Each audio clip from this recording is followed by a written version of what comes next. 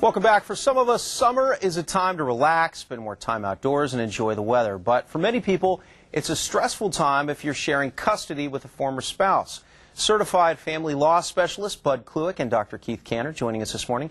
Gentlemen, welcome. Thanks for being with us. Thanks, Greg. Hi, Greg. For a lot of parents and kids, this can really be a stressful time. Going into summer, one spouse has to give up the kids. What do you do to try and make it less stressful? Yes, the visitation very often is very different in the summertime than it is year-round. That's deliberate. That's a pattern.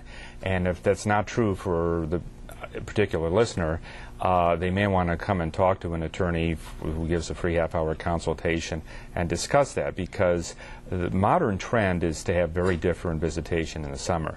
For example, if they're in the city, a normal sharing plan during the school year of maybe 80-20 or 75-25 in terms of percentages with the kids turns into 50-50 very often in the summertime.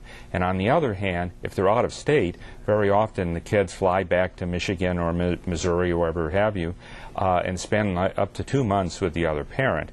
So there's a lot of adjustments to be made because it's so different. A lot of adjustments for out-of-state parents, especially for newly divorced parents, right? Right. I note that the bumper music was "I Want to Marry You," which kind of ironic, given that you're going to be talking to the divorce person.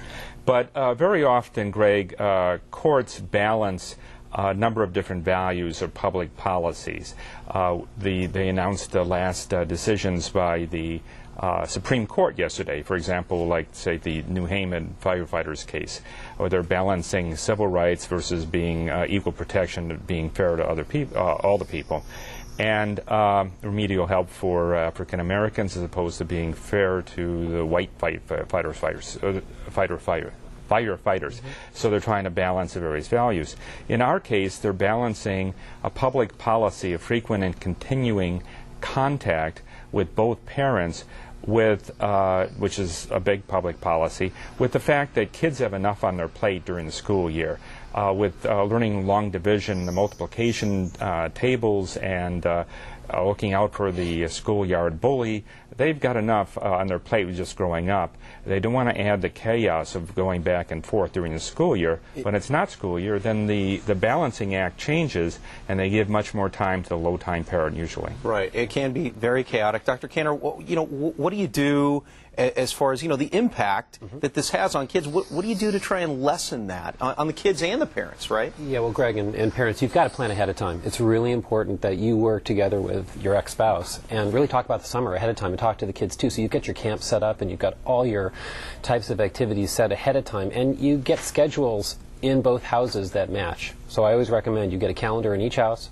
It has a plan of when your child's going to be there, what day, what they're doing, and you've got to work with that other parent on behalf of the kids. You've got to put your issues aside and work for your kids ahead of time and really talk to them about, hey, this is when you're going to be there, and you've got to keep that schedule as consistent as you can. Put their needs ahead of yours. Yeah, I mean, we always say the number one thing about parenting is you've got to put your kids' needs above yours. I mean, if you really want to be a healthy parent and have healthy kids, you've got to do that. And if you don't have that structure, if they don't know that structure, it's going to have an effect on them, not only emotionally down the road, but also in school, too, right? Absolutely. And Bud made a good point that oftentimes over the summers, especially if you have an out-of-state parent, they're going to be spending more time with that parent than they normally do. And it's an adjustment for everybody, not only the kids, but also the parents. You have to get used to relinquishing your own child.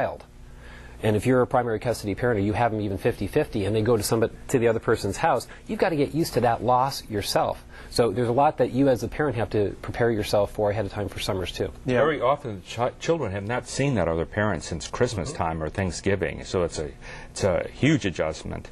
And there's two lessons I would like to have the viewers go away with, Greg. Number one is that if they have a parenting plan that doesn't differentiate the summers or the off time from the rest of the sharing, I think they need to talk to an attorney, because it really should. If they're a low-time parent, they should get to see their kids more. When they're not in school. And the other thing is, if you're the high-time parent, the fact that you're, as Keith said, relinquishing your kids, it's not really a reflection on you or anything bad about you. That's just the way things are, and it's really a public policy to let both sides have access to their children. All right, but if people have some family law issues, where can they contact you? Well, they can call me at 619-448-6500, and we have a website that's showing on the screen, and we're redesigning it. So in about a week, we're going to launch something just wonderful and fabulous. Perfect. All right. Bud Kluwik, certified family law expert, and Dr. Keith Kanner. Appreciate you guys for being here. Pleasure. Good information. All right. And for more information, go to our website, san diego6.com.